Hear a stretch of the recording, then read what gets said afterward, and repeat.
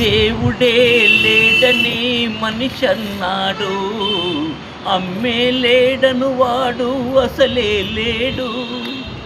దేవుడే లేడని మనిషి అన్నాడు, అమ్మే లేడను వాడు అసలే లేడు.